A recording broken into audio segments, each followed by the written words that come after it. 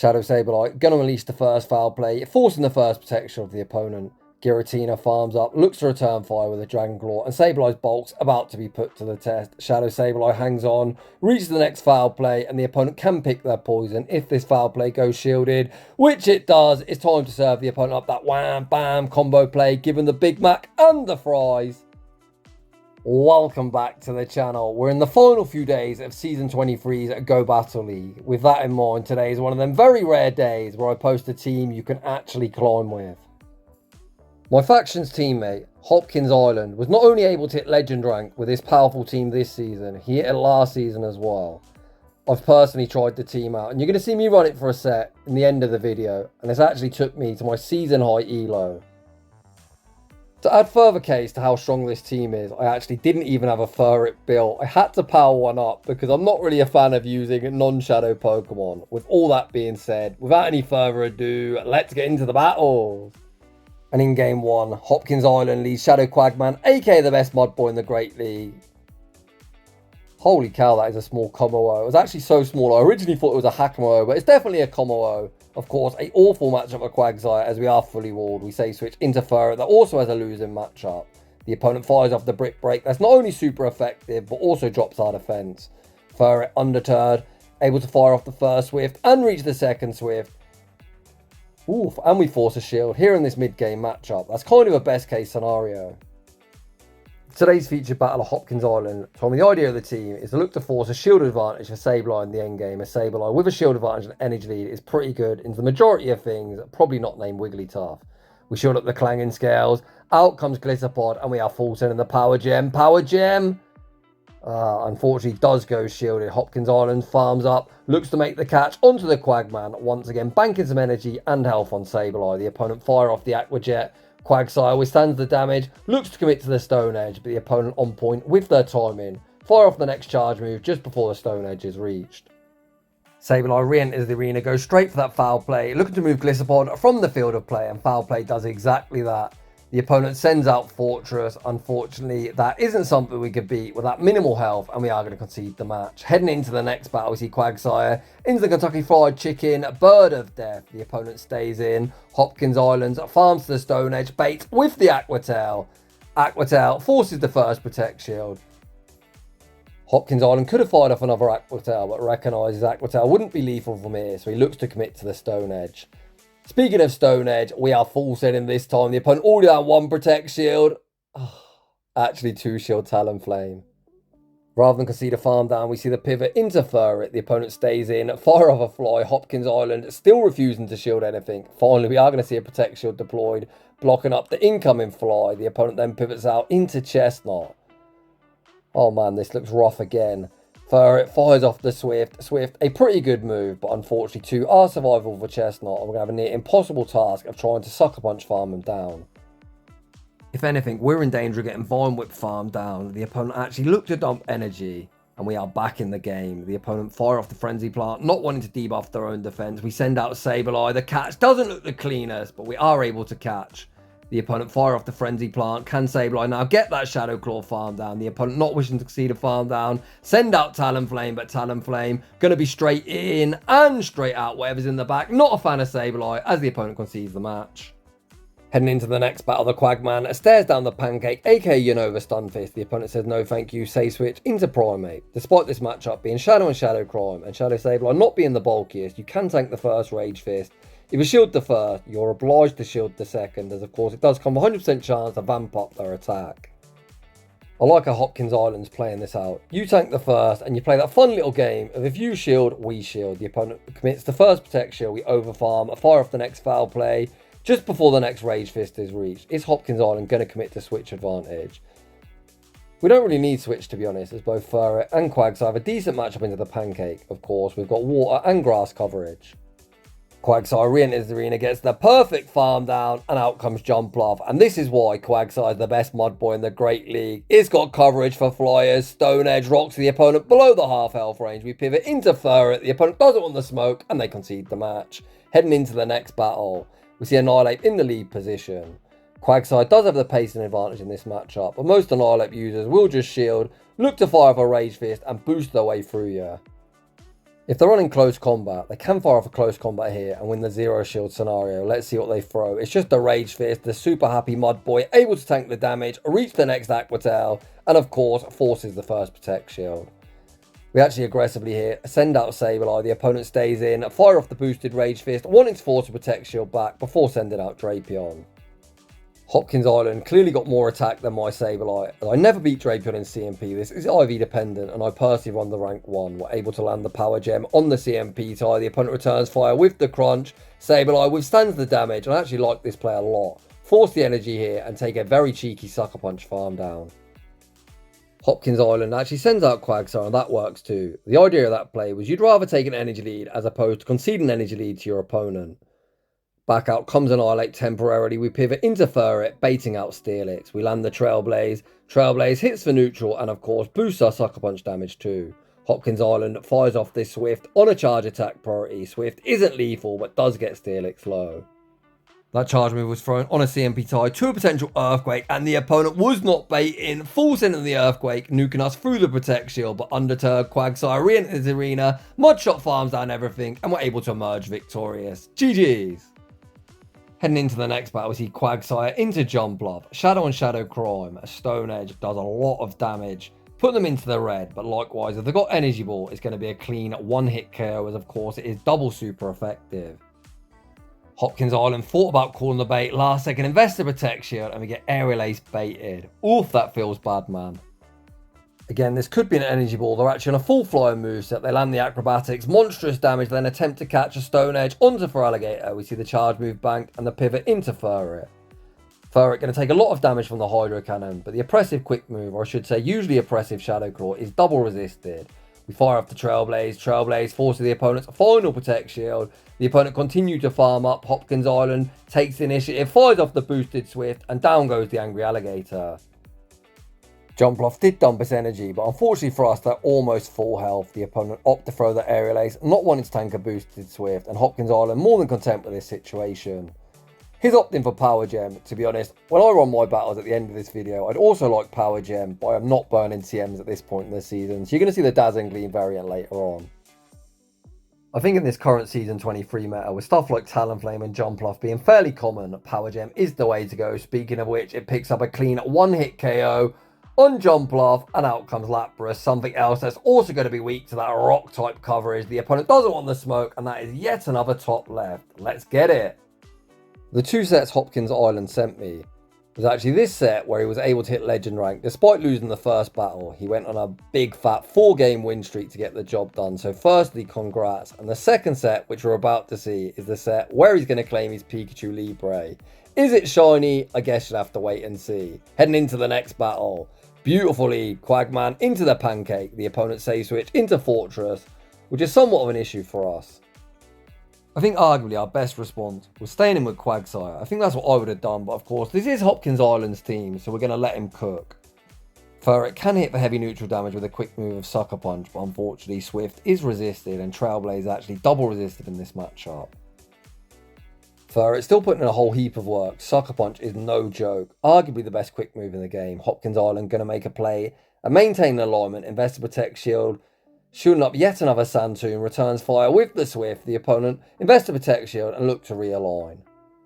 Switch advantage has been lost. However, we send back out Quagsire, able to get a very nice energy lead, and out comes Araquanid. A very interesting double bug strategy from our opponent. We full send the Stone Edge. Stone Edge gets little respect, and this pesky bulky bug gets rocked below the half health range. We then see the pivot into Sableye. Sableye farms up, throws the foul play on the charge attack priority, instantly putting the Pancake below the half health range. Foul play got reworked, I believe in Season 21. And out of every single Pokemon, I think the biggest beneficiary from this rework was Shadow Sableye. You always needed to throw 2 charge moves and multiple Pokemon, and now that it costs 40 energy as opposed to 45, you just get there quicker. We saw a very interesting undercharge there from Hopkins Island. The thought process is that he wants to Mudshot farm down Stun Fist, but unfortunately the opponent's timer is up. Oh, this is going to get dicey. This is going to be a 50-50 call. Do we bait or do we full send? We are full sending. Does the opponent respect the damage? Oh, heartbreaking they do. Quagsire rapidly running out of HP and about to get debuffed for a second time. Can we reach double Aqua Tails? Are they even in Aqua Tail range?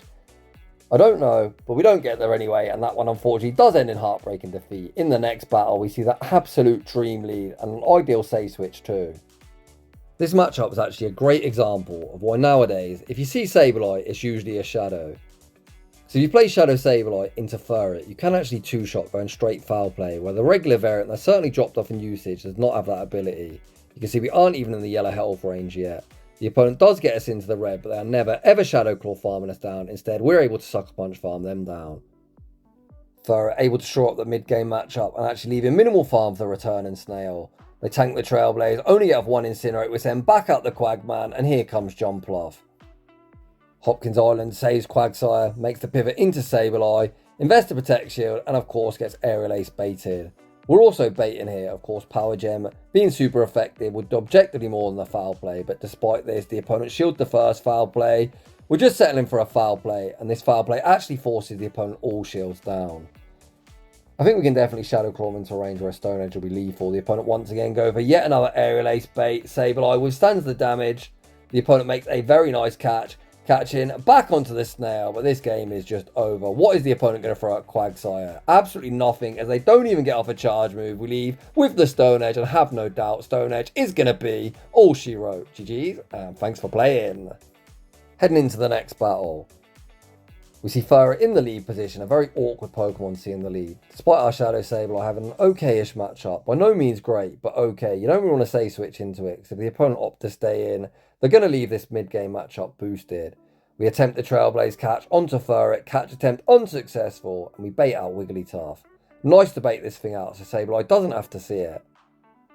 This of course isn't a great matchup for us, but Ferret still puts in work because Swift is a very good charge move. We're able to fire off the next Swift, which was thrown at good timing. So if you're looking to rank up, one of the main things you need to get your head around is good fast move timing. So when using a 2-turn move into a 3-turn move, of course you want to throw one quick move at 4 or 7. Hopkins Island sends back out the Quagman, looks for the Mud Shot farm down, heartbreakingly Wigglytuff on invisible HP reaches the Swift.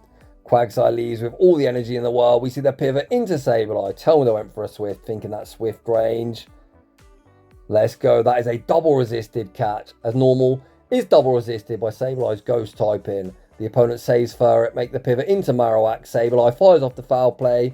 Foul play forces the opponent's first Protect Shield. Hopkins Island still with a shield to hide behind. Going to put all his hopes and dreams on Quagsire. Quagsire has all the energy in the world, but despite this, we still throw out good time in one Mud Shot and the Aqua Tail. Aqua Tail knocks out Marowak. Back out comes Ferret.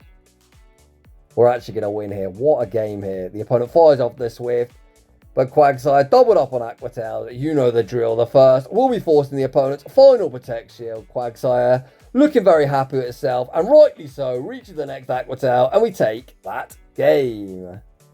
Very, very well played battle. Heading into the next battle, we see Quagsire into the boring, bulky Blue Mouse, or as most of you call it, Azumarill. So as I said in the previous battle, good fast move timing is one quick move 4 or 7, which works out perfectly for Quagsire as we reach that Stone Edge after 7 quick moves. The opponent actually opted to shield Azumarill, which is a very interesting play, as that Stone Edge, despite landing for neutral damage, of course, is very easily survivable. They can actually survive 2 if they're very heavily excelled. This definitely looks like a very heavily excelled Azumarill, as after landing that Stone Edge, with all the heap of Mud Shot damage they've taken, they're only just about approaching the yellow health range. The opponent fire off the Ice Beam, and I'm actually quite worried that this Trailblaze might not knock out, judging on how well they tank that Stone Edge. Let's see, hopefully it is lethal. Heartbreakingly it's not. This bloody bunny just never dies, man. That is so bad for us, as now Ferret's going to lose a huge chunk of HP as the opponent reaches the departing play rough. Out comes Shadow Scizor. We're going to fire off the Swift and I imagine make the pivot into Sableye rather than concede a farm. We do exactly that. Usually don't want to shield the first Night Slash, as if they get the boost, subsequent ones after that will do more, but I don't dislike that shield, as the bullet punches would just tear through our HP. The opponent saves Scizor, make the pivot into Craydiddy. We fire off the foul play, forcing the protection. The opponent look to debuff us with the incoming Rock Tomb. We see Hopkins Island invest the final Protect Shield. He looks to overfarm, fire off the foul play, but debuff. This isn't going to do all that much damage. Oh baby, what a catch that is. We bank the energy, make the catch, back onto the low health Ferret. The opponent actually full center Grass Knot there, as Grass Knot does do more. We send back out Sableye. You saw the acid sneak, so foul play lands on its intended target. Down goes Cradiddy. Can Sizzle reach a charge move? They cannot, and that is another very nice end game, and we're able to emerge victorious. GG's. Heading into the next battle, Quagsire into Drapion. The opponent says no thank you, Say Switch into Jumpluff, and here comes Furret. The Jumpluff Say Switch for this team is actually quite a problematic Pokemon. Jumpluff has an advantageous matchup into Furret. In an ideal world, we'd like to keep Switch advantage. We don't really want Sableye aligned with that Drapion. The opponent was able to land the acrobatics. We return fire with the Swift, fire off the next Swift, but Jumpluff very, very bloody bulky and easily able to tank too. If the opponent here settles for an Aerial Ace, Furret should hang on and potentially reach a Swift. It's going to be close, but the opponent taking no chances. YOLO yet another acrobatics and able to pick up the knockout. Out comes Sableye. Sableye going to invest to protect shield. Shout out this opponent, they are YOLOing nuke after nuke. Fire off yet another acrobatics before sending Drapion back into the arena. We bank our energy, send out Quagsire. Drapion recognises most Quagsire don't have Mud Bombs, so more than content to tank an Aqua Tail. They fire off the Crunch.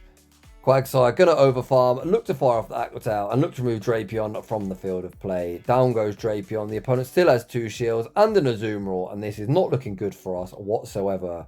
Quagsire going to YOLO the Stone Edge. Stone Edge able to land. And once again, this is such an XL Azumarill. That Stone Edge did like nothing. We make the pivot. Back into Sableye. Sableye fires off the foul play. Do we look to call the Ice Beam bait here? Yes, we do. Oh crap, that's a play rough, and that is going to be a top left. GG's to that opponent. Moment of truth time. Is it shiny? Unfortunately, no, it's not. But a huge shout out to HopkinsIsland for sending us some very high IQ gameplay.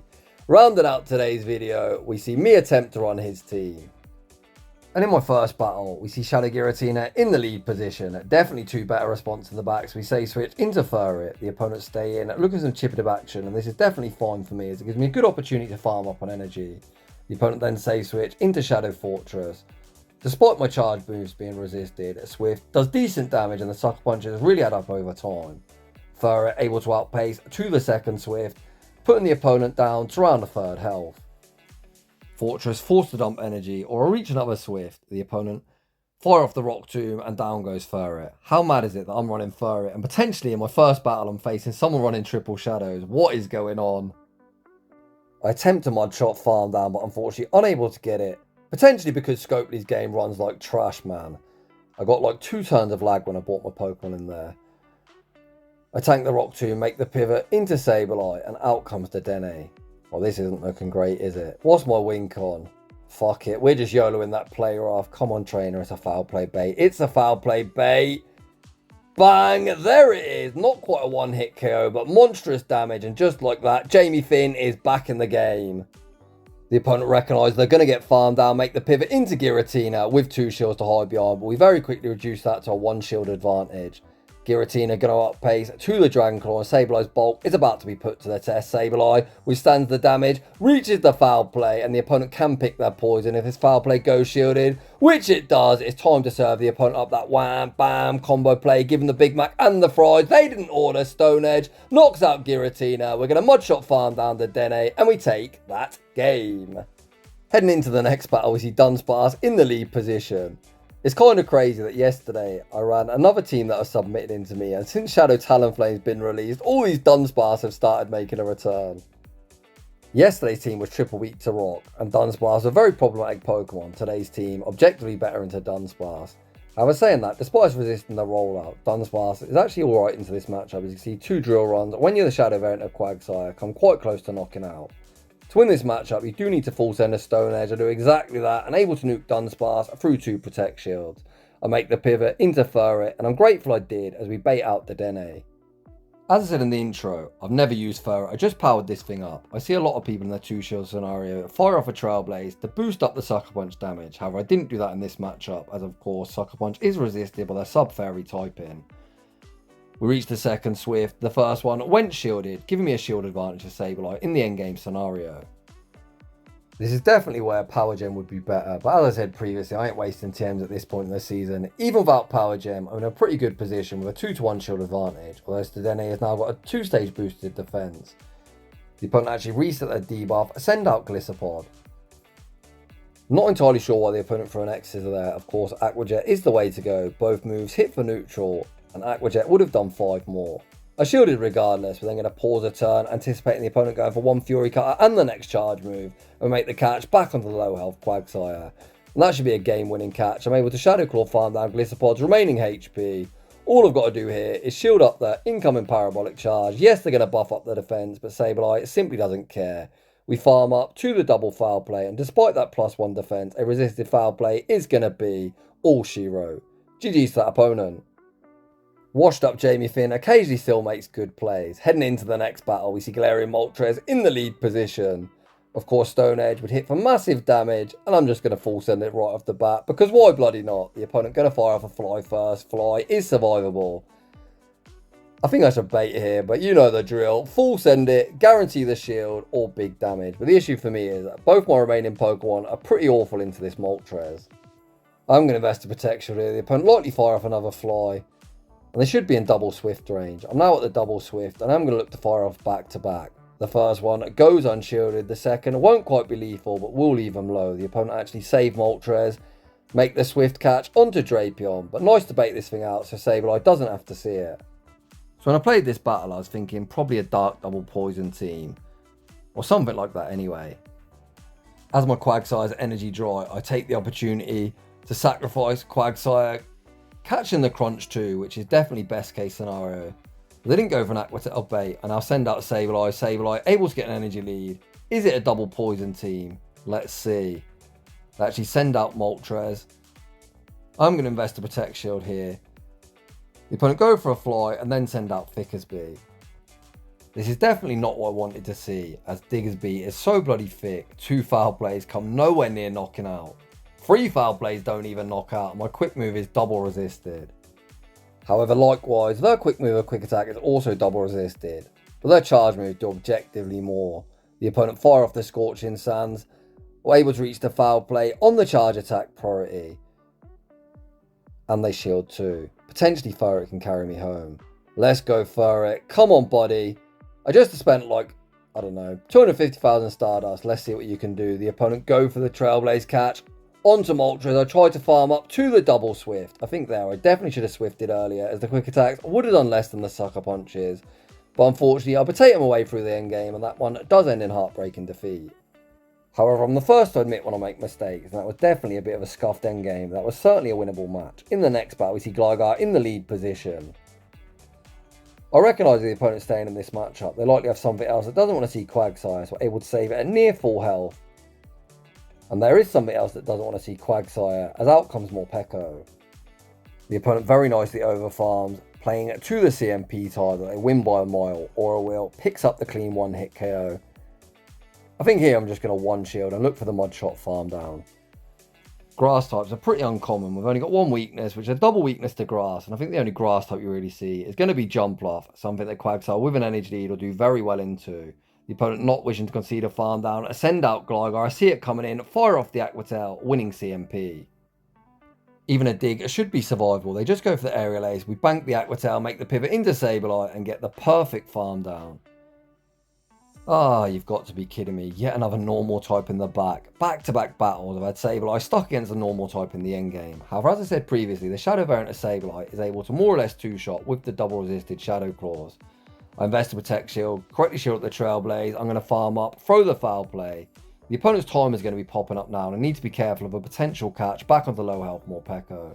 No catch attempt is made. Foul play lands on its intended target, rocking them into the red health range. We're able to Shadow Claw farm down. I pivot into Quagsire, Mudshot farm down Morpeko, and take that game. Heading into the final battle, we see Drifblim in the lead position. 2 better response to the backs. We task Furret with the safe switch, baiting out the Dene, which is definitely nice for me. If you're going to run this team, Furret does a great job of baiting out fairy types, as of course we're running Sucker Punch that is resisted by fairies. Ideally, you want to try and bait out a Wigglytuff. A Sableye actually isn't too bad into the Dene. We're actually able to force a Protect Shield here in the mid-game matchup, which is kind of best case scenario. When you save switch out of an opening matchup, what you're looking for in your save switch is to try and gain some kind of advantage in the mid-game.